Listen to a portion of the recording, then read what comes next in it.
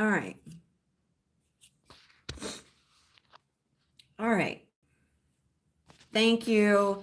Thank you guys. Man, like literally every time I created it and I would go to send the link, as soon as I would come back to YouTube, it'd be gone. It would have already reset it. So thank you guys. All right, let me get my heaters and stuff on because it's absolutely freezing in here. Phew.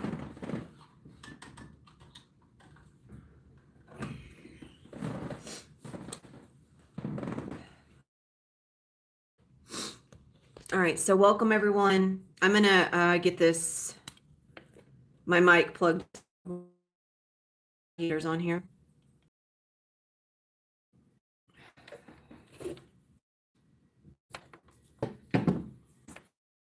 Welcome, welcome.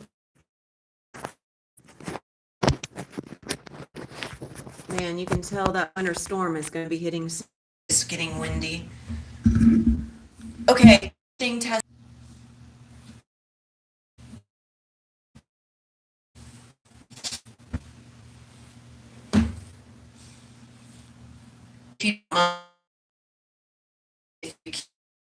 That is if it's actually going to stay connected. YouTube has been giving fit today. My goodness.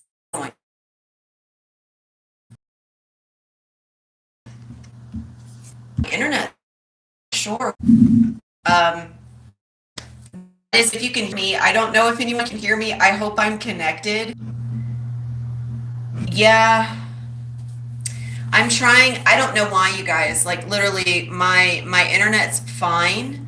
I just moved my phone, so I hope that's going to be better. Thank you. Okay, good. Okay, wonderful. So, just going to give it a moment to catch up here. Let everyone drop in. Tyler, thank you for asking. My day is going great. I hope your day is going great. If you can hear me, obviously you can now. I'm really excited to speak into what I'm speaking into today. There are those that are dropping in that are a part of a group that I host, and of course, those of you in the group are already a bit familiar with what I'm going to be speaking into, but this was something that has been exceptionally powerful for me. And if you're someone who practices any form of manifestation at all, if you're someone who is interested in like really making a powerful like leap in your own reality, I would invite you to hang around. The things that I'm going to be speaking into today are coming from personal experience, personal application. Basically, we end up leaking so much energy, and a lot of times we're not even aware of the different versions of reality that we are connected to, much less actually leaking into. So I'm going to speak into that. I do want to make sure that everything is connected okay, so I'm just going to do another check real quick before I start speaking into everything. Can someone just please let me know just to make sure that the internet has not kicked me? I just want to do a double check and make sure I'm still connected, make sure you can still hear me. If you can, just let me know in the chat and then we're going to move forward. Okay, all right, good. All right, so one thing I'm doing and one thing I'm dedicated to doing, thank you guys, love you. One thing I'm dedicated to doing in this new paradigm is really, I've committed myself to being more structured in my presentation. I also want to dress like a millionaire, but right now where I'm at in this cabin, I have no insulation.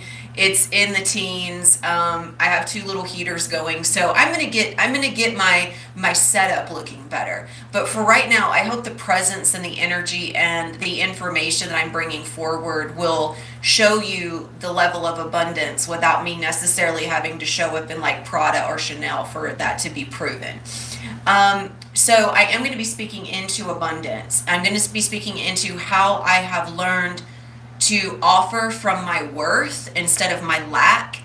I'm going to be speaking into these phantom realities and the cords that connect us to phantom realities. And this has to do with the masks that we wear. Our masks are connected to our identity. And 9 times out of 10, people are not ready to fully face their identity, and they're not ready to fully accept where they are. A lot of times we're trying so hard to get somewhere. We're trying so hard to reach this future version that not only are we not accepting where we are, but we're rejecting where we've come from. Our past is actually controlling our future until we have an awareness of who these past versions of us are. So I want everyone to just simply understand what I'm speaking into here. I'm not diagnosing anything. I'm not pointing fingers. I'm not trying to expose anything. I'm just allowing there to be a recognition from my own personal experience. I hope you get to see yourself in the reflection of what I share. If it feels triggering, if it feels personal, then take notice of that. Anything that feels triggering is something you're holding on to within yourself. It's an opportunity, as everything is. We're not trying to transcend. We're not trying to be seen as doing something more. That was the message that I offered for one of my clients, is that you're not trying. You don't want to try to get somewhere. Okay? Where you exist right now is perfect. Okay? It's exactly where you want to be. You are here right now because you choose to be. When you try to control your future, you're not aware of your present. When you're rejecting your past, you're not aware of your future.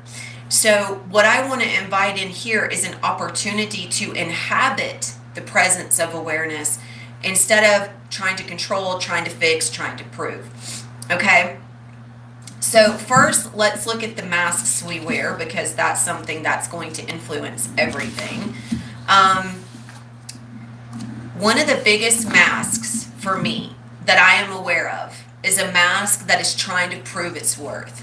It's also been the biggest mask that I've been letting go of, because in this most recent paradigm shift, and I've actually been experiencing a true shift this time, not just little pieces. I was really thinking I was shifting before, when I was actually just consistently looping in an old identity, because I was not fully embodying the beliefs that align me to a new paradigm. You can have access to all the information, all the knowledge, but if you are not embodying the beliefs, if you're simply just talking about them, if you're simply just like a walking library of knowledge, you cannot access a new paradigm. Okay? The paradigm is already created. You just step into it. You can't step into it if this old identity wearing these masks is trying to control how you actually enter into the paradigm. Okay? So just like it's not about destroying ego, you're not trying to be seen as just destroying and obliterating the mask.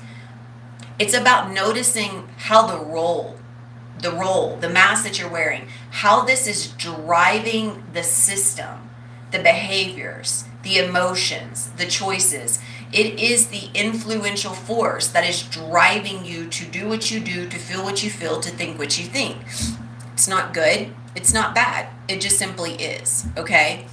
So I feel like one of the biggest challenges that arises is a lot of times people do not accept what is. They're trying to be seen as that role. They're trying so hard to be recognized in the role that they will not expand beyond that vision. And that means that we're not willing to accept ourselves wholly and fully. And masks are worn because we have adapted principles throughout our life from our childhood. One of the things I spoke about in my most recent podcast was some of the environmental cues you hear growing up. You might hear conversations with your parents, like between your mom and your dad, where maybe Your dad wants to purchase a new vehicle, but your mom is saying, well, we can't really afford that this year. We don't have the money. Maybe your mom is talking about how expensive groceries are. Maybe your dad is complaining about how expensive the light bill is. These types of environmental cues influence how you perceive the world, and of course, how you perceive your relationship with the world. And if you grow up in these conversations around lack, then you begin to adapt a mask of lack, which that's how you're seeing everything. And of course, because you're wearing the mask, you're not seeing the abundance, which means you're going to be trying very, very hard to grasp a hold of abundance. You're going to be trying very, very hard to be seen as one that can connect to abundance. You're going to be trying hard to fulfill what you think abundance should look like, because in your mask, in your role, in this perception of life, you feel like you don't know. You feel like you've never seen it. You feel like you've never been around it. And that's because the majority of the conversations were made in lack, not in abundance. So now, or here's another one. Just walking through the house, and my mom would get onto us if we didn't turn the lights out. Got to conserve energy, as if energy is somehow scarce. That's just like the whole twin flame thing you guys have heard me talk into. Reserving love for the one as if love is scarce. Energy is not scarce. Love is not scarce. Money is not scarce. Nothing. There is no scarcity except for the illusion of scarcity. But when we grow up with all of these different influences telling us how we need to be aware, like we need to be cautious, we need to save our money, we need to pinch pennies, we need to get coupons, we don't need to spend money on ourselves. If we're going to spend money, spend it on somebody else. It's selfish to spend money on yourself, right? Now, obviously, there is such thing as consumerism and over-consumerism. If you're buying without an awareness of why, then you are going into the space of consuming. You're not aware. You're just doing it because it's there, and you're just feeding yourself with this consumeristic behavior. It's an addiction, right? You're feeding an impulse. If we were to just simply invest in ourselves out of a space of awareness, then it looks very different. We're not afraid to spend the money, but we're aware of why we're spending the money. And that's very, very different. I'm not afraid to pay a bill because I understand now that when I pay that bill, I don't lose money. That was a huge one. Like, I used to get so anxious when money was going out because I was worried I would not, I didn't know when that money would come back. That's the way I would think. Like, as soon as, and especially if anything I paid exceeded a certain amount, I would feel pretty sick to my stomach, because I didn't, especially in where my offerings have been at, my offerings have been coming from a place of scarcity. Like, let me give everything I can for the least amount of money, because it's spiritual work. It's work that should be available to everyone. But the truth is that I come on here, I offer things so much for free that is available to everyone. And I will always do that. What I wasn't acknowledging was that connection to me, my field, my reality, what I have mastered, the wisdom that I carry, that it's not sacred, but I should use discernment. I don't need to just let people in for the sake of making money. I need to ask what my time and energy are worth, so that those that step forward invest without even blinking when it comes to money, because it's not about the money. They already know the money is going towards something worthy. That's where I'm at now. I'm not asking for the least amount of money in hopes that I can just get a few people. I'm asking for the few people that are willing to invest a lot of money to get what is already there, the worth that's already available. That's a massive shift, okay? And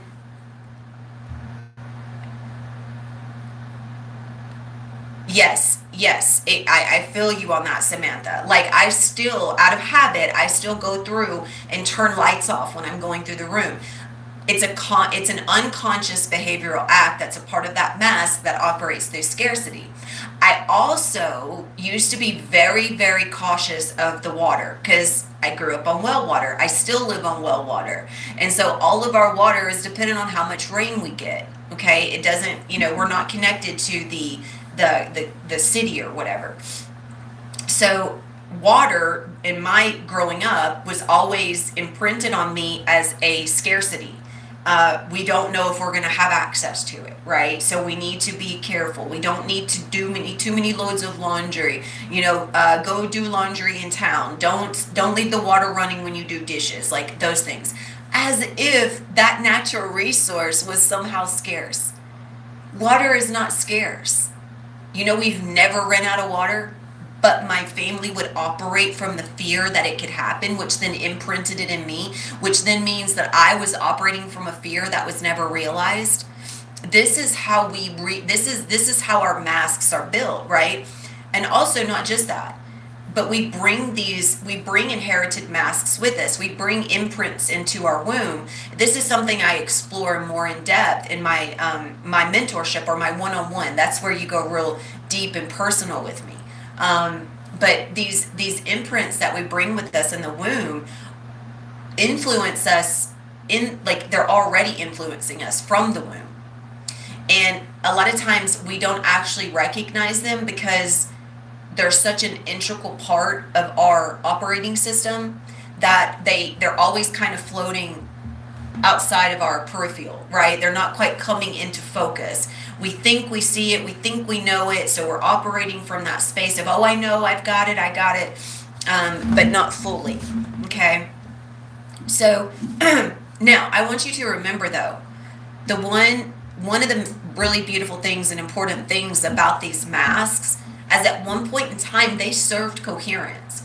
These masks are not unimportant. They have served, okay? So it's just like ego. You don't want to view a mask as something that you just want to discard or get rid of as if it's not important.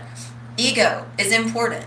It's a teacher, and it can offer you, as you guys always hear me say, it can always offer you growth. So the problem isn't in wearing the mask, okay? It's about an awareness around what the mask is. What is the mask, okay? So I want you to allow yourself, as we go into this next portion, to observe what comes up for you, okay? A mask is basically a decision-making shortcut. It's a predictable self-position. It's a role that conserves energy until it doesn't. So this basically means that our behavior is hardwired into an automatic way of deciding that keeps us predictable, that keeps us comfortable, and that makes it seem like we're in control by conserving energy. It's something we always do. We're always doing it. It doesn't change. A lot of times we will actually use our own words as an escape route into this behavior. One of the things those that are most closely connected to me hear me say all the time is that your voice or your words, especially if spoken behind or from one of these masks, can actually represent you in a way that's excusing you without recognizing the excuse. So you could say something like, okay, I'm going to use an example. There was a beautiful sister, love her dearly, beautiful sister, and it's come from me, it's come from her, and it's come from other sisters along the way. There's this terminology that's used where people say, I'm moving through so much, I'm going into the void, I'm going into the silence, there's so much happening through me right now, there's so much happening on a collective level, there's so much shifting, there's so many revelations, there's so much. All this stuff happening, all this powerful stuff. But what is it? What's the stuff? The stuff is never realized because it's never presented. It's never brought into the light. It's just stuff. It's like stuff is happening. Stuff is always happening. I'm always mastering. I'm always realizing. And although her and I are not connected anymore, I was able to see in that connection how much of me was seeking to be seen by someone who was never wanting to see to begin with. So for me, my behavior was attempting to overcompensate, and the only response I could ever get in my seeking of depth was the same thing all the time. Trying to show me that you cannot penetrate, you cannot reach, you cannot connect to someone that's not here, that's not meant to be seen, that's not here in contract with you to see. They're not agreeing to see. And they weren't. And of course, obviously, I was going into that relationship trying to be seen. Can't be seen that way. Over explaining your decisions, exactly. Or just talking about what you're going to do and never doing it. Talking about all the things that are happening without actually showing substance as to what is happening. Having to prove you know what you're doing, but behind the scenes feeling absolutely lost. You can have, and again, people are, especially if you're predictable, like everything, we have so many, like there's so many things in my life that were so predictable. Like even just having the group, the self, like not the free space that I have right now, but the self-mastery group, that the paid space that I had for the last 2 years, I assumed it was always going to be available. I assumed that would always be there. I assumed it because it was a safe space. It was predictable. I always had money coming in until I didn't. Conserves energy, didn't have to overextend myself. I was comfortable there until eventually I couldn't conserve energy there anymore because I was being drained. Because it was a space of force. Because I was showing up in a space of lack and nobody else was going beyond lack either. Because we were all in an agreement of lack. So that entire space had to be dismantled. Nobody really knew what they were doing. There was no clear picture.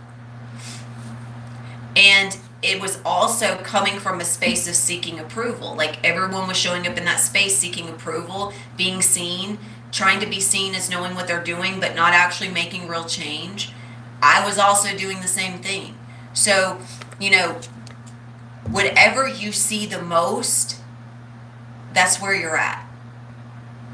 I wanted so bad, and I deep down I knew I was seeing it all around me. It was coming through everyone I was connected with. That's because I was in it, but I didn't want to fully admit that I was in it. There was that part of me egoically, that part of that mass that really wanted to believe it was beyond it, but it wasn't. And so I was stuck. I was not receiving any new clients. I didn't have money coming in. All my money stopped. I had no influx. I had so much that I thought was outgoing, and I just, was so drained.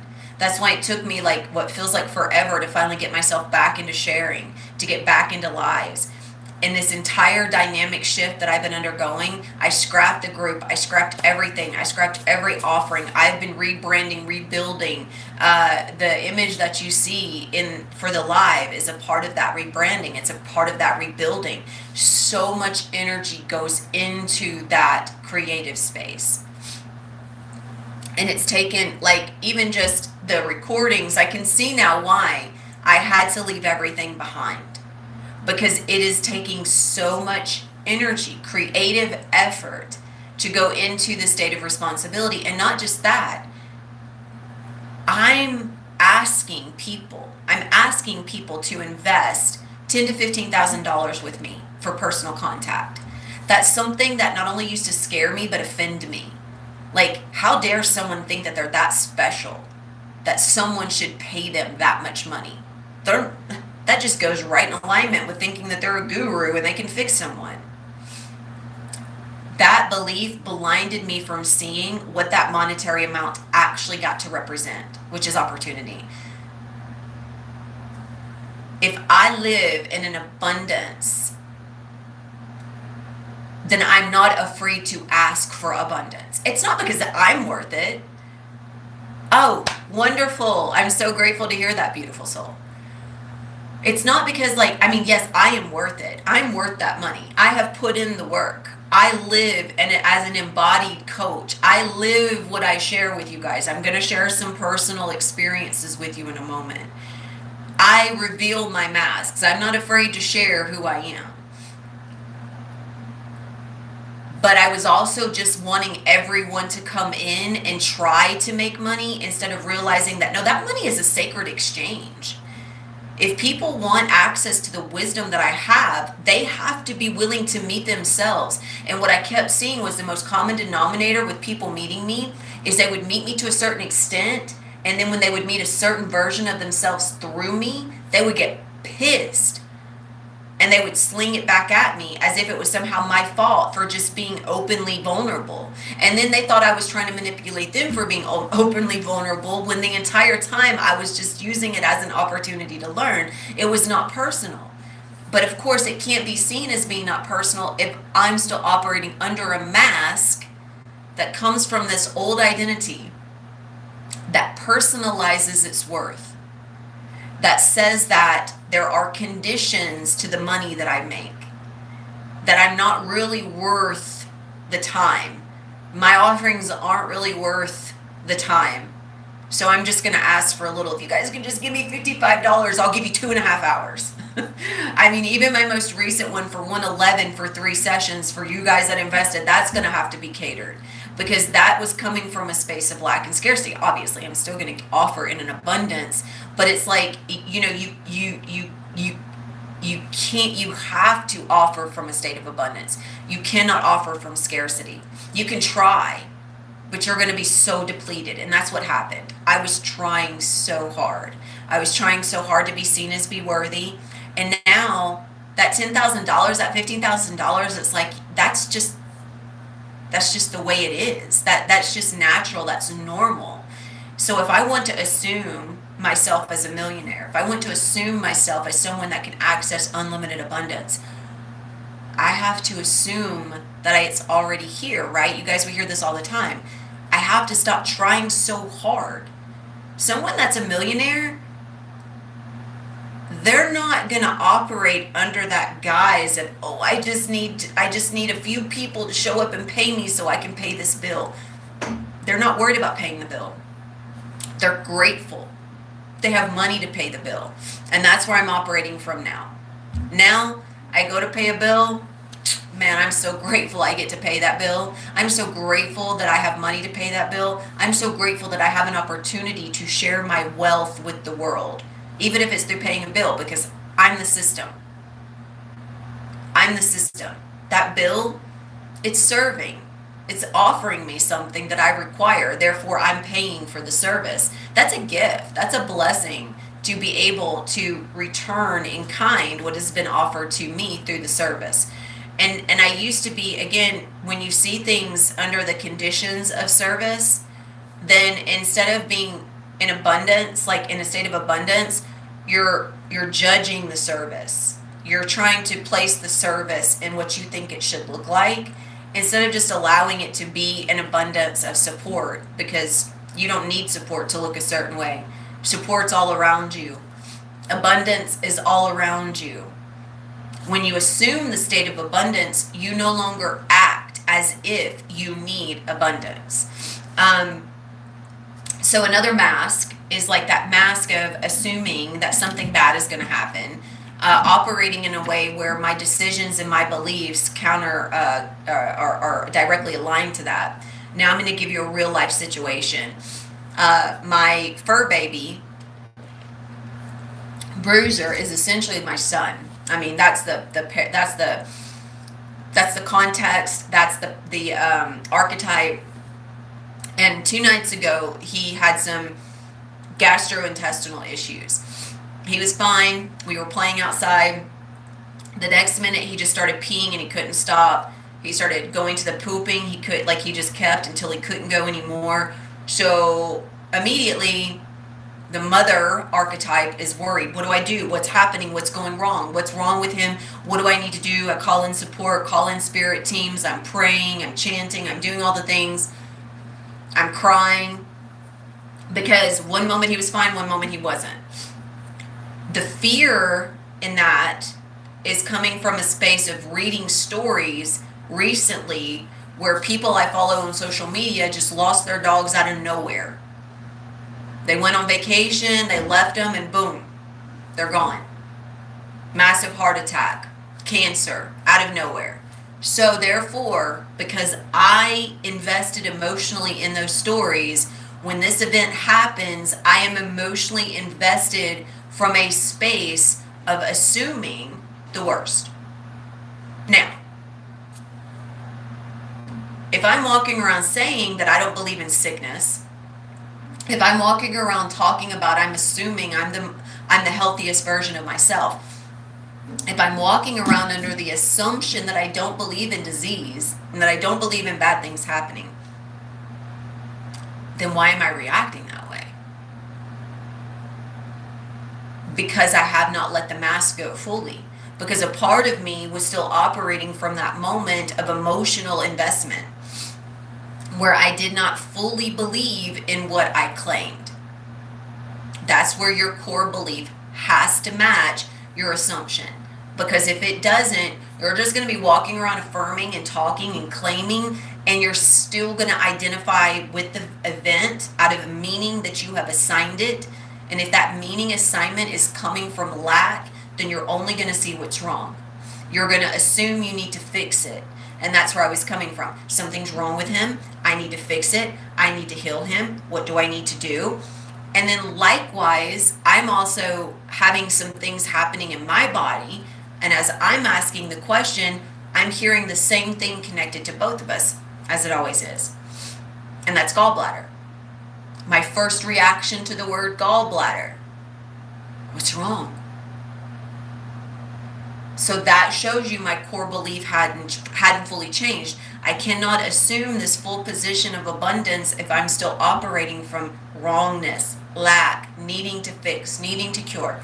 So the big revelation for me was that, okay, if I really was existing in an abundance of health, if everything was perfect, if Bruiser was in an abundance of health, if I was in an abundance of wealth, would I be thinking this way?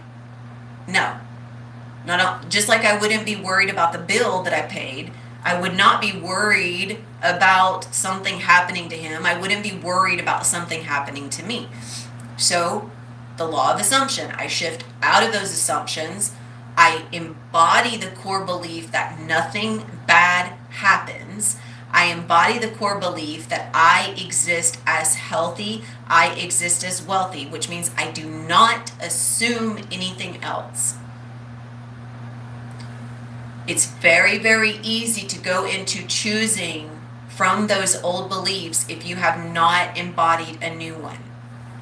Which means, like me, trying to make a decision on how do I fix this? What do I do? How do I heal him? That's me going into trying to make a decision to fix a problem from a space where I think the solution comes from me making a decision in that way. So you have to change your core beliefs, guys, because you cannot bring your old beliefs into a new paradigm. It won't work. You won't fully embody it. You can't act from a space of newness when you're still going into decision making from the mask of lack, scarcity, poverty, this predictable self-comfort, this looping, what am I going to do? What am I going to do? What am I going to do? I don't know what to do. I need someone to help me. Like, that's someone that tries to be in control but has no control. Okay? And that's why you'll seek approval, because you're not confident in your choice. So when masks, so I have a key point here. I wrote, masks don't lie, they simplify. So they answer questions like, who am I here? What keeps me safe? What gets me approval? Those are all questions that can reveal masks. So, who am I here? Am I confident? Am I courageous? Or do I doubt? Do I feel like I need to kind of shrink back because I'm uncertain? Do I seek approval because I'm not, I don't trust myself and I don't trust my choices. I don't trust other people. If you feel like people are judging you, it's because you're not truthful and honest and open and transparent with yourself. That's why you judge, and that's why you feel like people are judging you. Yeah, you're right, Becca. Absolutely, that mask was showing. And here's the difference now. You can have a mask pointed out to you. You can say, oh, yep, there I go again. I'm apologizing when I don't need to. I'm asking for someone to tell me what to do when I already have the answers. The difference between like catching yourself doing it and actually not doing it depends on your willingness to stand in yourself differently. This is where choice hijacking comes in, okay? You don't blame yourself for the choices you have made. You're willing to look at those choices and say, man, let me bring it, give it to me. Let me see. Let me face these choices. Let me look at this past version of me. Let me hear what she sounded like. Let me hear the way that he used to speak. Let me feel what it was like when I was in that memory. Let me sit with that memory fully. If you're not willing to sit with these past experiences, you're always going to be going into future choices from a past version. It's undeniable. It's the way it's going to happen. If you do not face your past, if you're not willing to be in the memory, if you're not willing to be in the feeling, then you're always going to be running from the feeling. You're always going to be running from that moment, trying to run into another moment, trying to run into a more perfect moment. You're always going to be seeking more because that moment's following you around, asking for your attention, and you're like, no. I don't want you. I don't want you. I don't want you. But that is you. And you're never going to feel whole. You're never going to feel safe. You're never going to feel complete. Why? Because you won't even sit in a memory and feel what you've been running from. Of course you don't feel safe. Of course you don't feel confident. You don't feel. So masks, they control choices. This is how they hijack, because they're like pre-selected options. Like when you already want, like when you get a reoccurring delivery every month, you don't have to go in, like your groceries are automatically delivered. You go in, select what you want, it's delivered to your door. That's what happens when your choices are being controlled. They're filtered perceptions. Everything is picked out perfectly, and you have no ambiguity, because ambiguity is collapsed really quickly. Like, I could speak really gently and people are going to think I'm sweet, but internally I'm judging everything that you do. I could sound so sweet and so perfect, and I could seem so naive. Internally, I'm judging. I'm looking at everything you do, and I am making a mark. Softness does not equate to humility. This is why a lot of times people that come into connection with me get offended or feel a certain way, because my tone is direct. I'm not going to coddle your feelings. I'm going to invite you into them. And that triggers people. But that's the point. You're not used to feeling. People think that support has to sound a certain way, but they're so used to receiving this predetermined mask of support, they're not used to true support. They like the way the comfort zone of support appears, the way that it sounds, the way that it coddles their illusionary needs, which they're still chasing after. So when someone is in the courageous choice, when someone's in the choice of faith, they don't need to be rescued. They're not looking for support. They're inviting it. They're allowing it. But there are some points here I want to make. When there's someone, here are some examples, okay? If you're someone who's always helping, but you can never choose rest for yourself, That's controlling your choices. You're always the one reaching out to everyone, but you can't slow down. You're always doing everything on your own, but you don't want to ask for help, or you want to be seen as the strong one who can do it all on your own, while simultaneously feeling disconfident and feeling like you can't make a choice, feeling like you're not confident in your choice. You want to appear as strong, but internally you feel like you're completely out of control when it comes to honoring yourself courageously. Now, here's one for me, the aware one who can't be wrong. Man, I used to not be able to receive reflection because I wanted to be seen as the one that had it all together, that was aware, that was the coach, whatever, where I was aware of everything and I couldn't be wrong. Yeah, that was a big one. If you're really strong, you're able to ask. If you're really someone that is supportive, you take rest. I agree, Samantha. Directness is necessary for movement. Absolutely. Oh yeah, absolutely. Hang on. Okay.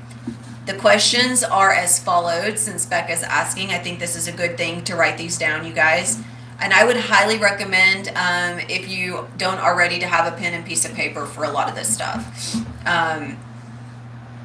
Because you can always revisit it. So the questions are, who am I here? Who am I here? What keeps me safe? What gets me approval? And you will notice these are tied into choices that are basically like they're conditioned choices, because the things that get you approval have conditions. You're going to notice those things. Here's something I'm also going to, since you're asking, Becca, here's something to also write down. If a choice feels obvious, ask which identity made it obvious. If a choice feels obvious, ask which identity made it obvious.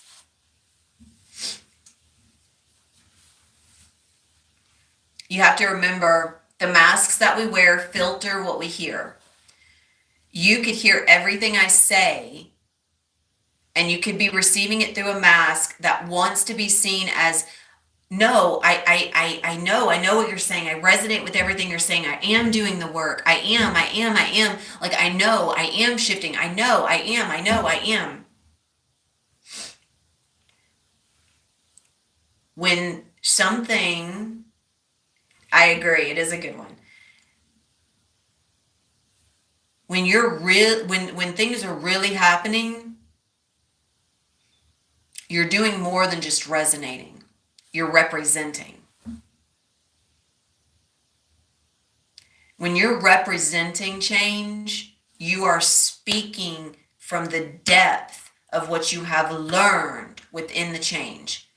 You're not just resonating, you're representing. You're standing in. You are speaking the change.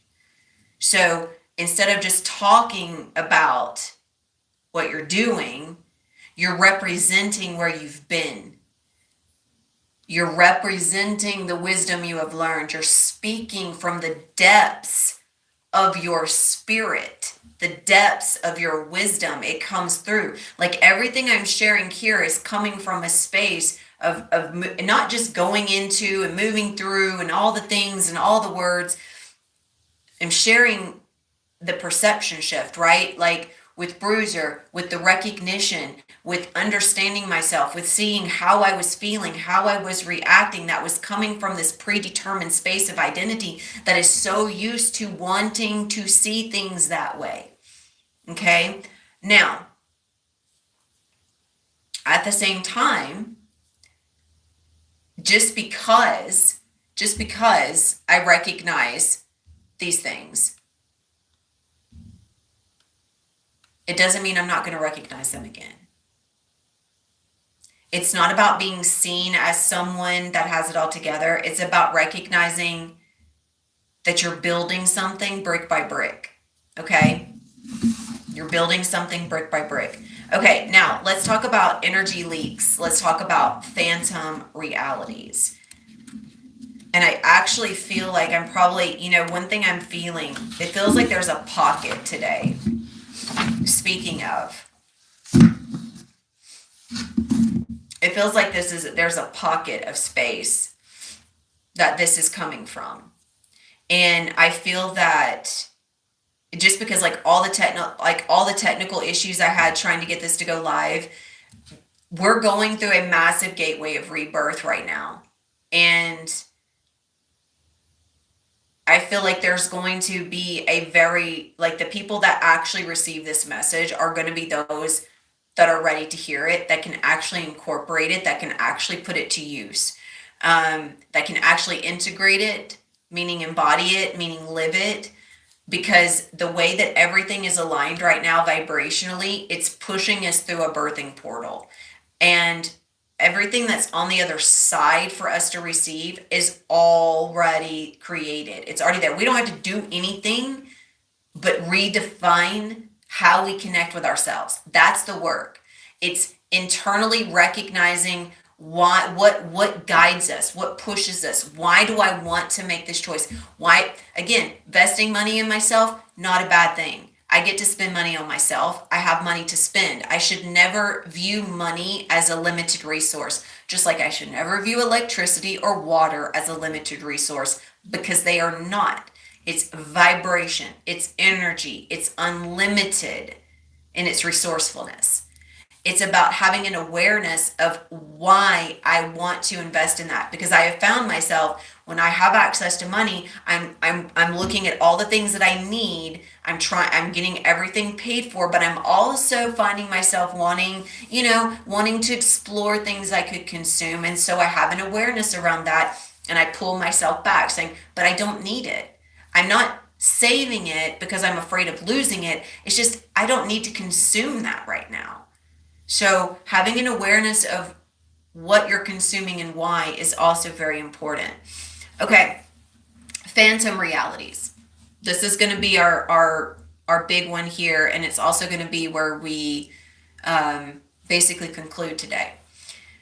Phantom realities are not spiritual realms. They're actually attention loops. Okay, so a phantom reality is where your attention always goes, but it's an unrealized space. It's an unfinished conversation, a hoped for, imagined future. It's rehearsed explanations, unspoken resentment, alternate versions of self. These are, again, they're not spiritual realms, they're attention loops, where your attention goes. It always goes to this conversation with this person. You're always rehearsing an explanation. That's with my mom. I'm always going into my head, rehearsing a conversation, an explanation to my mom. There is a phantom reality and a connection, a relationship with her where we are always having these rehearsed explanations when it's just me. That's why there was so much resentment, so much anger, so much agitation, because by the time I met her in a conversation, I was already trying to meet her in the rehearsed conversation. So I was already out of balance, out of harmony, out of sort, agitated, not really listening, not really able to receive. I was meeting that version. Well, actually, I wasn't really meeting it. I was assuming it. Because in a phantom reality, there's nothing that exists there. It's a void. And your energy leaks into these spaces when you're trying to maintain a mask to a story that no longer matches a reality that you are aligned to. Like, if I were to have kept my group space, my mentorship space open, just to try and help those people because they had been with me the longest, then I would have been holding a mask, performing for the storyline of a version of me that feels like it has to just reach those people because I'm going to somehow be condemned if I don't reach those people, if I don't help those people, if I don't allow those people in, then I'm just going to be somehow punished if I don't. That leaks energy. That's why I close the space out. When your attention keeps feeding a role that isn't present anymore. If you're still living out a relationship in your mind that doesn't exist. So, energy leaks where attention is maintaining a version of you that isn't required right now. Like when I go to, hello and welcome. Like if I go to that rehearsed explanation in my mind, if I am operating from an unspoken resentment, first of all, that conversation in my mind that's going to rehearsing an explanation, I'm rehearsing an explanation for an event that hasn't even happened, probably never will happen. So I'm holding myself, I'm feeding energy into a space that is not necessary in preparation for a what if that will never happen. That's a phantom reality. And because I have fed my attention there so often, if I am not, as the source, feeding my attention with something new, my attention will automatically go there. Okay? So there's nothing wrong. You're going to notice if you do have these habits, these phantom realities, we all do. It could be that maybe there was a career path that you were really thinking that you were supposed to fulfill and you didn't. It could be feeling like maybe you thought you were going to have children and you're not. A wish or a hope that's unfulfilled is a phantom reality. And you will leak energy there so long as you consistently maintain a need for it when there is no need. When there is no necessity. So, to break these, and this also too, if you've had a relationship, very happy to see you as well, my dear. If there is a relationship that you thought was going to maybe go somewhere and it didn't, and you're still hoping, hope is not divine. Oh, wait, I don't want to say that. Hope is not sacred. There's nothing good about hope. Hope is not faith. Hope is stagnation. It is an unrealized space of fulfillment. Hope does not serve and it does not move. Hope pulls down. It does not lift up. As much as you might, we've been taught to hope, to wish, to dream. No. You act. You internally align. You don't hope. You don't wish. You can dream. But just realize that those dreams are only cemented through internal action. It's always about action, okay? So, a lot of times this happens when there are agreements that were never updated. That's why, again, I'm just going to return back to my group space that I dismantled, my mentorship. When I reframed it, I had to reframe the agreement. Because not the agreement with the person, the agreement within myself. I can't ask people to show up and invest $10,000 to $15,000 if I am not internally in agreement with an abundance of my self-worth. If I am offering from lack, if I am offering from scarcity, then I'm not meeting myself in abundance. I'm meeting myself in poverty consciousness, and I'm meeting myself in fear. So if I choose not to meet myself in fear, I ask openly, freely, knowing I already know. And again, I had one person show up. I had one person commit. I had one person was already there, ready and able and available to commit to that new amount. It wasn't because they were just already there. It was because it was already aligned. it was already happening. We were already both committed. We were already both going to move in that way. Our relationship, our agreement was already going to redefine itself through this new cord. Energetically, the support was going to look that way through us both. It was already meant to be that way. For those that it was not, guess what? They fell away. Okay? So this allows, and it's not this dramatic thing. Chords are, it's I know there's a lot of like theatrics trying to like cut the cord and all the things. It's not, doesn't need to be spiritually theatrical. Honestly, most roles and contracts dissolve when the role is no longer performed. Like, you don't really have to cut it. You just stand in it differently, and that automatically dissolves it. So you don't really have to go through this performance act of cutting. It's internally recognized. It's internally acted on. And when it's internally acted on, the attention doesn't go there anymore. So if I'm acting differently, if I'm standing differently, if I'm moving differently, then that phantom reality dissolves. It's not getting my attention anymore. And that does not consume my energy. My energy doesn't leak there anymore. Now,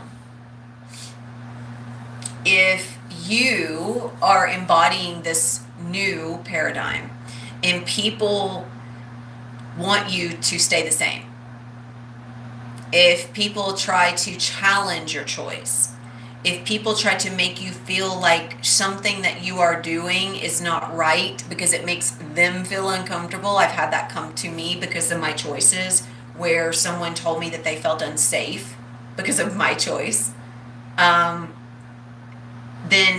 that's when a cord is trying to keep you attached under the conditions of the old identity. Like, they're trying to make you feel like you need to stay there to do something for them in order for them to be able to move on, in order for them to be able to feel safe, in order for them to be able to accept. It's not about them. It was never about them. Whatever that person has to say, whatever that cord wants to represent, whatever it is, it's okay, let it be expressed. It does not mean you falter. It does not mean you go back. It simply means you stand in and you say, no, sorry, this is where I'm at. Sorry, not sorry. This is where I'm at. This is where I'm at. And I will stand in this. I will embody this. I will move as this.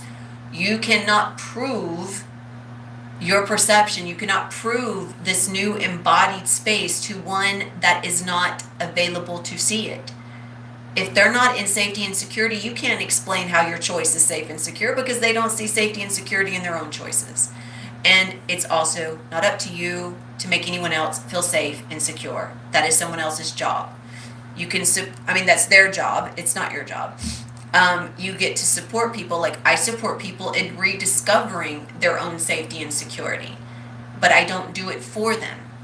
I am the mirror that reflects what is available. I am an opportunity. I am simply a reflective surface. That's it. I'm not a mind, like AI says, I'm not a mind, I'm a mirror. I'm not telling you what to do. I'm offering you an opportunity to see where your choices get to empower you. So, cutting cords is an internal action, okay? I will guide you through a quick practice here in just a moment to just notice where the cords are, where I was holding cords in my gallbladder. I will express that here in a moment. I've already reviewed it or talked about it early on, but we'll go back over that in a minute. So I'm going to offer you guys a few guided questions here. If you would like to write this down, that's going to offer you an opportunity to recognize your masks, the role that you're playing, and the cord. Okay? Remember, masks are not bad and they're not wrong. They're functions. Functions can be conscious. When you're conscious of the function of the mask, you leak less energy, okay? Just like ego isn't bad or wrong, masks are not bad or wrong. It's just a way of identifying and choosing. It's a behavior trait, okay? We're just recognizing so that we can shift it. Okay, here are the guided questions. Or there are statements, kind of question statements. Okay, notice a role that you've played this week. This is where you're just observing, okay? Notice a role you've played this week. It could be the role of mother. It could be the role of friend. It could be the role of savior, helper, supporter, mentor. It could be the role of victim, deserter. Just notice a role. Notice what it was protecting. Wonderful, beautiful. So notice a role that you've played this week. Notice what it was protecting. This is where you're going to start seeing the cord.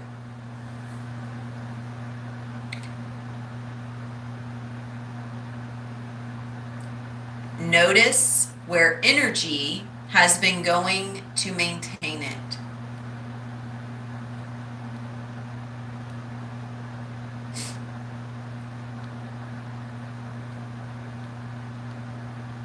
So notice a role that you have played this week, maybe today even. Notice what it was protecting, and notice where energy has been going to maintain it. Now, as we get ready to go in and review these chords and where they are somatically, I want you to remember that integrating masks can happen from a space of sovereignty, which means that, again, you're not trying to destroy this version of you. It's not bad. It's not doing anything wrong. You can actually use these masks functionally, consciously. You can wear the mask of mother when it's to support a function of support, when it's to provide a supporting function, such as with Bruiser, my fur child.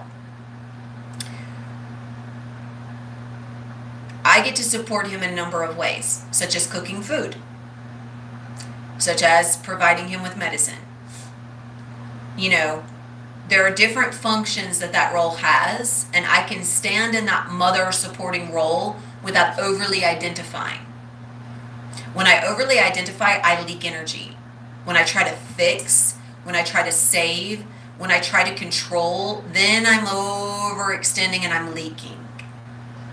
When I'm supporting, I'm just present, I'm aware, I'm functional, I am supporting and providing, but I am also allowing his conscious free will choice. And even as a dog, he has a conscious free will choice. He knows that I honor his choice. He also knows that when he oversteps mine, there's not a punishment. We're correcting that. There is a shift in his freedom. So if I ask him not to go chase something at night and run off our property and he still does it, I put him on a leash and collar. If he wants to be off the leash and collar, he doesn't go run. Now, the things that have come up through me in the process of learning is agitation, anger, getting mad, yelling, trying to punish. That wasn't coming because I wanted to punish him. It was an internal punishment of the mother because I felt like I couldn't protect him. I felt like, what if something happened to him?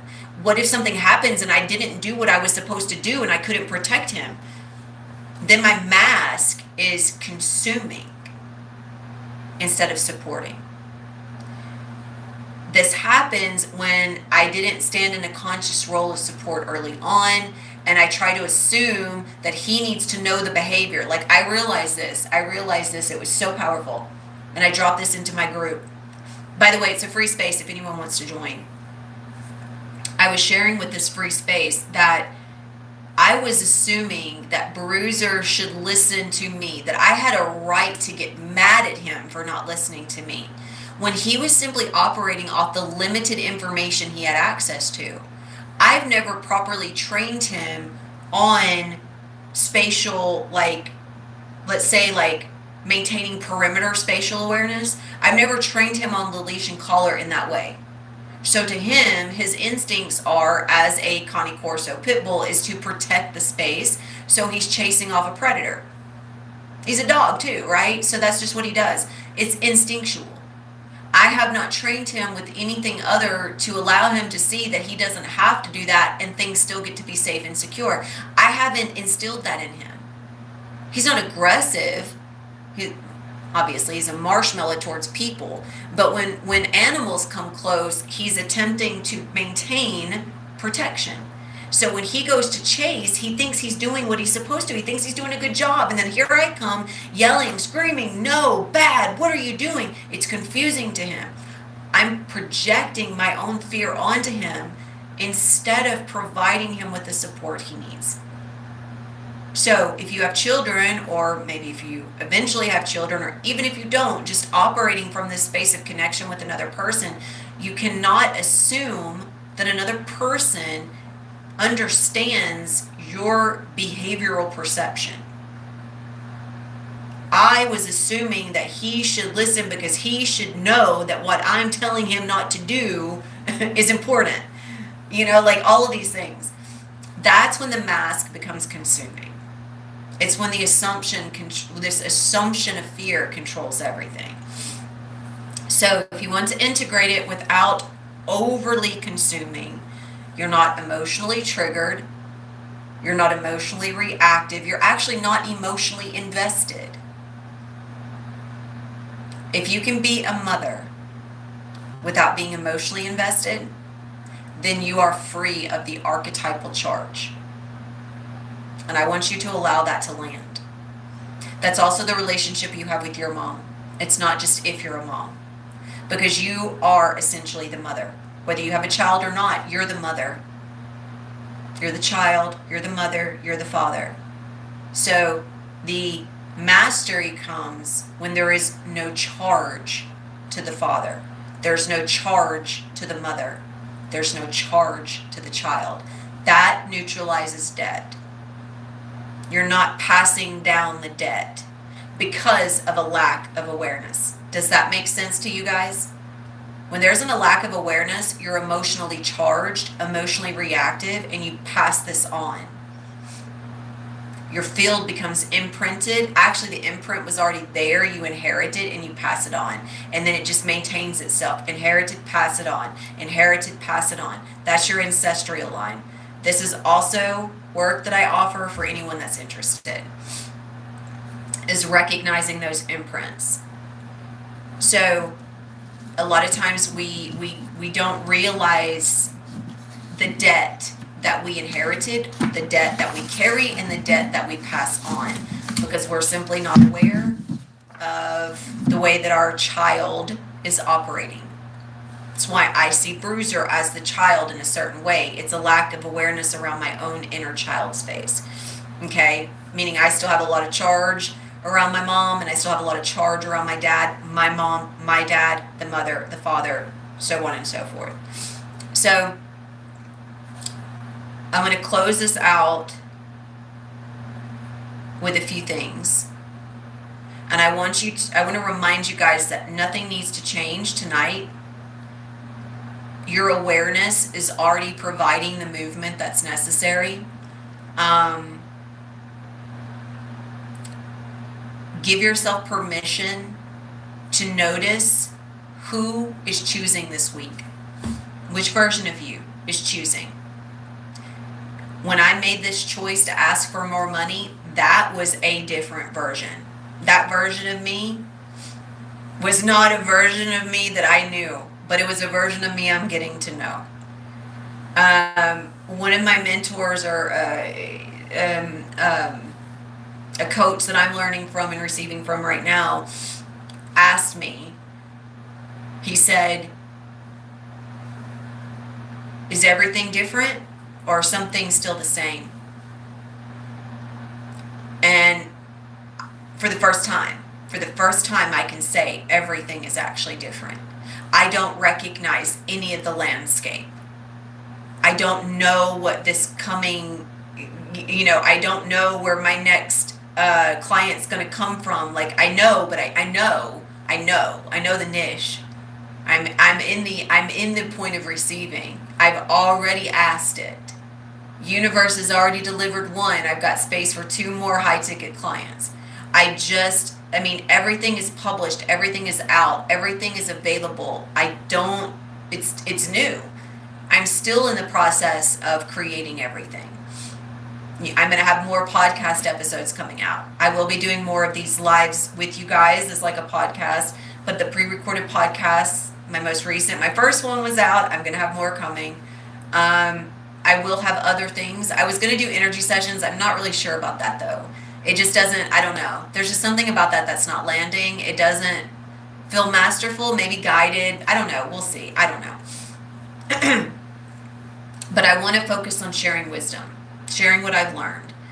And I want to do so from recognizing my worth. And that means nothing is the same. Because for the first time I see my worth and I'm not afraid to ask.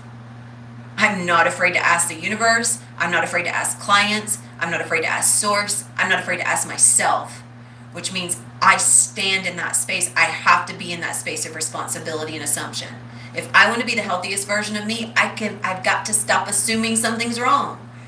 If my cells want to represent an eternal source of vitality, I've got to stop seeing pain as the enemy. I've got to stop trying to figure out what's wrong, what's creating the pain, instead of recognizing what's already there. Like the gallbladder. What's in the gallbladder? When did the gallbladder come up for me and Bruiser? Not because something's wrong with my gallbladder, my loves, but because that's where I was holding doubt in my choice. It's where I was holding resentment. It's where there's a little projector there, and it's projecting that old identity from the gallbladder, where I'm not digesting my choice out of faith. I'm digesting it out of fear, where I'm like, yeah, I'm going to ask, but what if? So it's interesting when you start actually approaching things differently. You start seeing things differently, right? And it's really, really powerful to see how that opens the quantum for you. And now that I can see my gallbladder, just like every other organ, is, oh my gosh, what's wrong? Oh my gosh, what's happening? Why? What's happening? Why? Instead of that, it's like, oh, okay. What are you showing me? Did I have resentment recently? Mm-hmm. Did I have fear of choice recently? Mm-hmm. All of those passed through my awareness as soon as I heard the word gallbladder. That's where the cord was. So the cord, that version, that phantom reality still has some energy there. It's still coming through. So to clear it, and I want to invite you guys, I will close with this. I want to invite you guys to close your eyes. And we can review.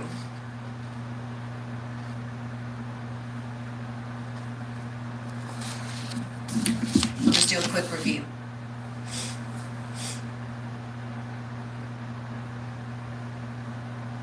So if you've had emotional impulses, if you've had an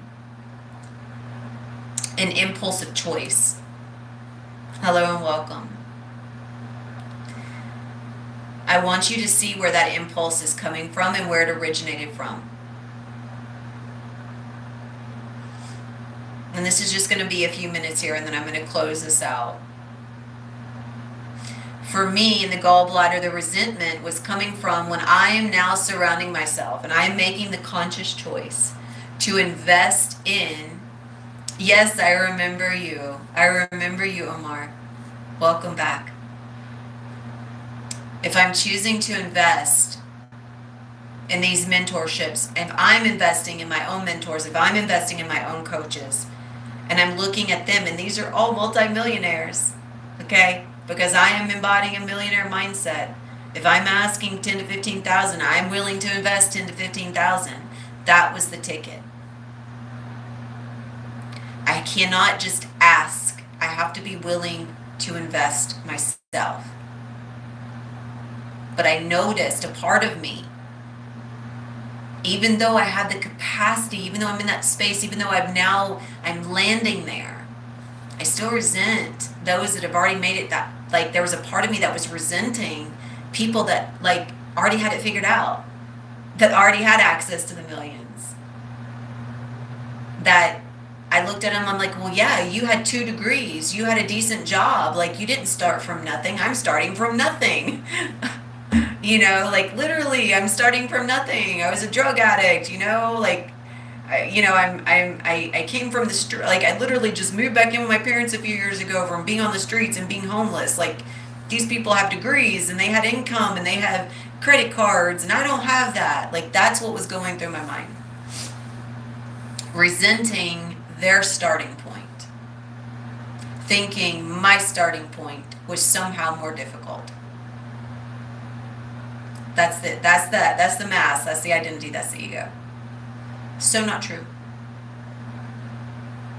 Everyone's starting point, if you will, their shift point, is as impactful for them as it is for everyone. It's the impact is no less, irregardless of the circumstances. We all have the same opportunities. Every single one of us. So just because a person has 4 degrees, just because they had this, $1,000 in the bank and I had $5 in the bank, doesn't make my challenge more. It means they saw the opportunities where I was not. And I get to accept that.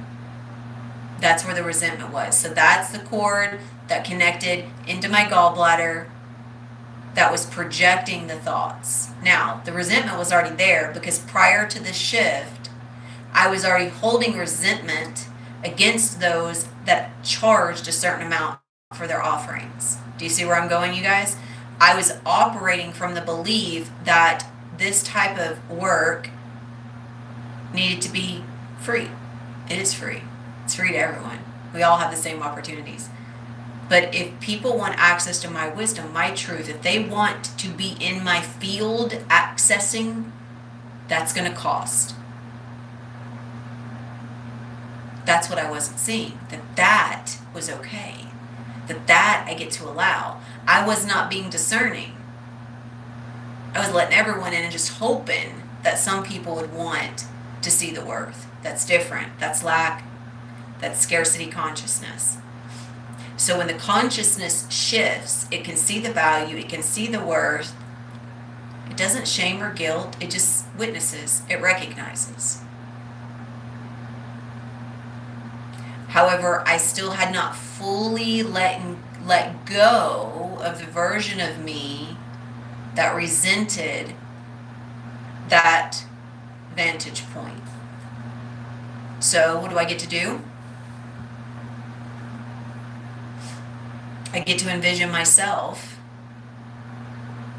as already being in that space where I don't need to view someone else in that way in order to compare where I get to go. So let's go back to the law of assumption. The cord only holds weight because I assume in some part of me, I have not fully believed that I can assume a new identity. That means a part of me still believes it's not possible. That's why I resent, because I don't believe it's possible. Because I believe that this one client might just be a glitch. that maybe it's really not going to happen. That everything I'm pouring into this rebranding isn't going to happen. That everything I'm investing in all these new coaches, it's just going to be a waste.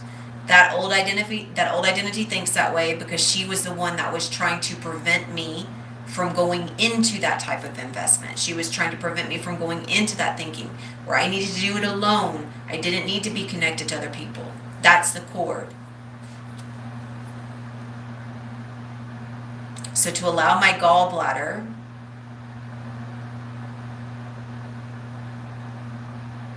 to hold a space of acceptance, I have to be willing to no longer think that way. I have to be willing to think differently and assume differently. So I want to recognize this cord, and I also want to feel it. I want to honor and observe the thoughts, the feelings connected to it. And you guys, this could be in any part of your body. You could recognize a cord coming forward. I want you to see all parts of you that are connected to that cord, what keeps it alive.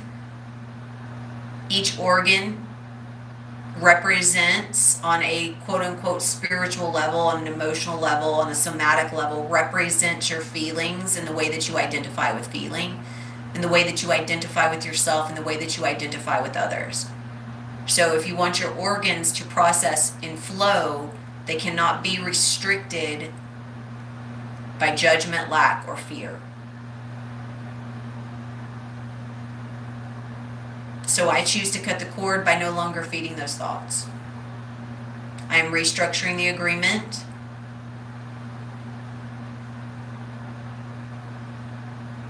By accepting.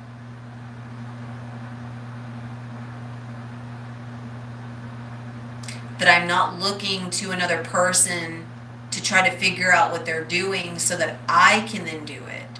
I am already doing it. I already exist as the millionaire. I already exist as the person that has it all figured out. I choose to embody that agreement.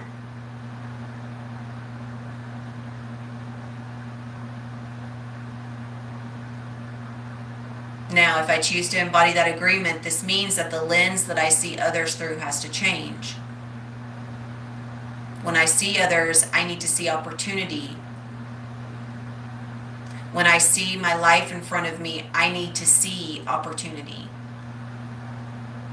No matter what, I need to see opportunity. That's going to keep that cord open, available, and clear, where anything can flow in, anything can flow out, where I'm not attaching a meaning or an identity to it. So, as you're reviewing your body, as you're reviewing the way that you feel, or maybe some emotions that are coming up, ask yourself where you're pulled. What part of your body is your attention pulled to most? And then just ask yourself somatically, what is here? What does this cord represent? And what version of me created the cord? I know the version of me that created that cord. I also know the version of me that has dissolved the cord. You need to know thyself, okay? That way you're not expecting source or expecting universe to do something for you. You recognize that you, in full cooperation, co-creation, as source, with source, of source, ask because you already are.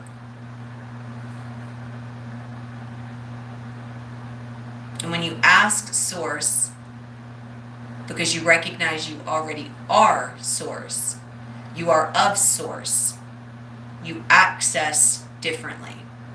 So when I asked source, when I asked because I was ready to receive, and it showed up within a 48-hour window, that client, that agreement locked in, the money showed up. It was because I was available. I just knew when I asked, I knew when I scripted that amount, I knew it was already here. I knew it. I didn't know who, I didn't know how, but I just knew that it was there. That's because I was living in that version. I was living from a space that didn't expect the worst, that wasn't doubting the choice, that wasn't resenting the moment, even though it came up. And that's what the gallbladder was showing me. It was just showing me, it was reflecting, it was projecting, where that old version of me was still wanting me to go.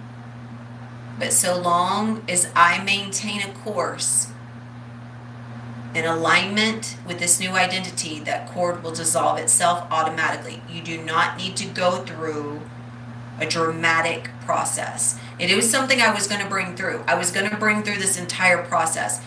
but I can tell you, I don't feel it's necessary. I feel like that also bleeds into the expectation of we need someone to do something and show us how to do something so that we can do it. I don't believe in that. I believe everyone should live in their state of empowerment, recognizing that you always have the power. You're the only one that holds the power anyways. So allow the cord to dissolve by no longer giving it energy.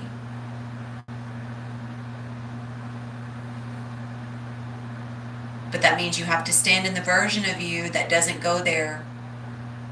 If it's like a relationship, if it's an image of someone that you're really wanting, if you're not willing to let that image go, you can't embody the version of you that you're saying is going to be good without that person, right? If maybe there was a relationship, a friendship, like I said, that you really wanted and it didn't work out, you don't own that person. Okay? You have to let that image go. Because everything that's here to serve you and support you that you can't see because you're consumed with the need of that one thing, you're feeding a phantom reality that was never going to come to fruition anyways. So keep yourself open and available for all things. You're so very welcome. Keep yourself open and available. Cords dissolve by your own internal agreement to no longer feed them. And I can actually feel somatically, and I also want to remind you guys somatically, that things show up in the physical vibrationally a little bit slower. So just allow it, okay? And it can be a bit challenging at first to change that version, but daily committed repetition makes it not challenging, okay? When I made this leap, I made the leap immediately. I made it immediately because there was no other option. I knew that was necessary. And so I made the choice. I had a complete meltdown. My abundance is destabilizing. True abundance is destabilizing. Your entire world falls apart when you step into true abundance. I mean, like my emotions were all over the place. I was facing so many triggers. Everything that was comfortable to me was disintegrating. Everything, every client, everything. I had no money, I had nothing. Everything was disintegrating. And I even see my last offering that I put out, knowing it was going to be my last public offering from that space, was still an attempt to be worthy and try to receive money just in case. You know, like it's amazing. And now that I made that leap, I see I don't need to try so hard. I just don't. It's not, I don't try at all, you guys. Law of assumption, law of attraction, you don't try. You're not seen as trying. You don't need to explain how you're trying. You don't need to explain how you're doing. You don't need to explain anything. You show up as the representation of your truth. And when you show up in the representation of your truth, it speaks through you. You don't have to try. When I said, I am making my first $15,000 this month, the first time ever, I'm going to make that. I'm going to hit that. I'm going to sign that client. I am going to lock that agreement in. And I made it to where the agreement with me states you have to sign in for 6 months or 12 months if you're going to do this, because it's about commitment. And if it's about commitment, you don't have fear. You're not wishy-washy. You're not like, oh, let me just try this for a few days to see if it works. No, you're all in monetarily. You're all in the agreement. So, but you have to be willing to meet yourself.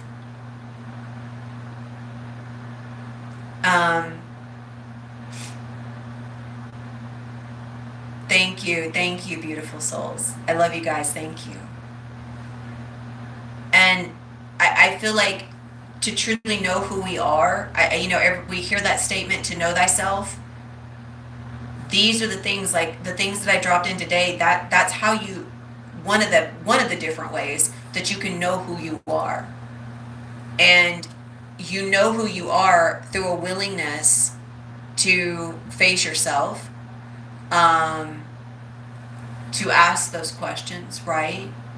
And I feel like that statement that you made, when we know about ourselves we shine, you're so true, because when you know who you are, when you know yourself, you're not afraid of other people seeing you.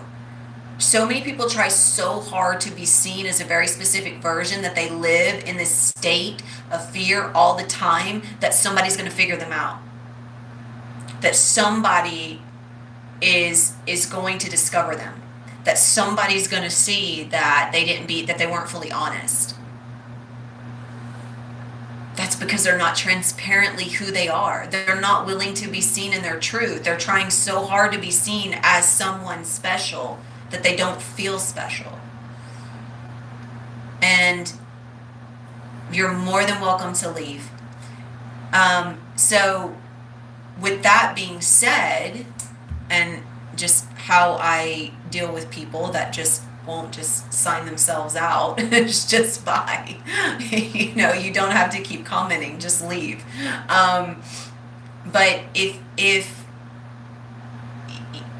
you live in a constant state of judgment because you're always judging yourself, you're afraid that people are going to figure you out because you're not being fully transparent, open, and honest about yourself. You don't know who you are, but you're trying to be seen as someone that knows. And that is you're right. It's cowardly. You're hiding. You're hiding. It's cowardly. It's not courageous. Anyone can show up and talk about what they know. It does not mean you're living in the state of awareness that accepts what they know. When you accept what you know, like, you reveal every part of you. There's nothing hidden. I've revealed everything about me, publicly, privately. I don't care if people use a private conversation with me publicly, because there's nothing to hide. There's no secrets. I don't take offense. It's not personal. I would only take offense if I felt like somebody was doing something to me. And I feel like even when it comes to coaching, you guys, you should be in a state, you get to be in a state where if you're working with someone, and I tell my clients this, I use everything as an opportunity to teach, which means I will share stories, I will share challenges, I will share triggers. It's not personal, and I never share names. And therefore, if I'm not sharing names, then nobody knows it's you, nobody knows it's personal, so why would you take it personal? It's not a personal attack, it's an opportunity. And as someone that sees opportunity everywhere, I want to use that opportunity to support others in their growth. I will never use the name. And the only time a name has ever been mentioned is if it was in a group where we were already in a conversation with the name, because that person is there openly sharing. So this is where nothing is sacred. Everyone tries to make everything so sacred and special. Like, they want to be so special that they're so afraid to be seen. And that's where you get stuck, is because you're trying so hard to be seen as special. My goodness, these people are trying so hard to be seen that they're not actually seeing themselves. You're trying so hard, but you're not seeing. That version of you is trying so hard to be seen as doing something right. It's trying to be seen so hard as masterful. It's trying to be seen so hard as perfect. It's trying to be seen so hard as having it together, figuring it out, that you're not seeing the wisdom. You're not seeing the lesson. You're not seeing the truth. You can't see if you refuse to be vulnerable. It's just the way it is. If you're still hiding things, if you're still not openly like if you're not revealing yourself fully, you cannot see fully. How can you? How can you? Because you're afraid. You're afraid to be seen, so therefore you cannot see. It's impossible. Your blinders are still on. All right, my loves, thank you so much for tuning in. I am so grateful that I had some of you guys returning from last time, and I hope some new people here today. I do feel it was very interesting. I actually felt that this was going to be reaching a lot more people today, but it seems like I said, like every time I tried to go live, it was like shut off. It kept clearing. Was like it would not happen, and so I do feel that this is one of those messages that absolutely was reaching those that it was meant to. Obviously, it's in a pocket of time where there are a lot of people trying to get attention.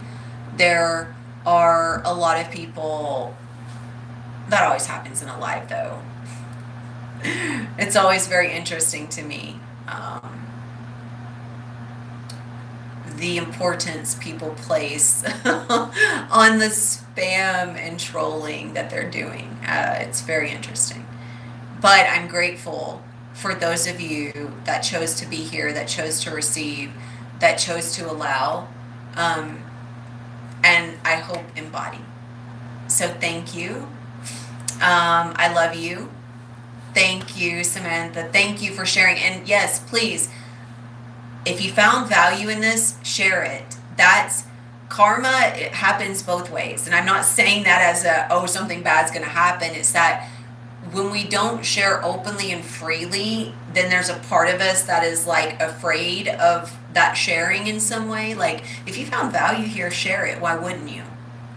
It's not about attention. Like obviously I can get the attention coming from people and it's all over the board, negative, positive, everywhere in between. It's not that. It's that it's energetically you're paying it forward. You're not afraid of what was going to come back. You're not afraid of who's going to think what of you for sharing it, right? Like, so break through those barriers, pay it forward. I appreciate it. I love you guys. Thank you for being here. Thank you for joining live. I will have a new podcast episode coming soon. So thank you.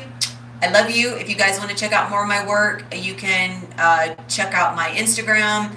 I have my link tree up now. I do have some offerings up, but those are probably about to be adjusted. So just check back like in a week on my offerings because I'm still adjusting everything right now, and I want to have things available for everyone. But I'm still really, really very much adapting to my private work, to how I'm going to do that. So aside from my mentorship. So thank you guys. I love you. I'm so grateful to hear that you have learned a lot. That means so much. That's the greatest gift to me, is knowing that someone can take something from this, knowing that you can pay it forward in a multitude of ways. So share, embody, allow. I love you guys. I'll see you next time. Adonai.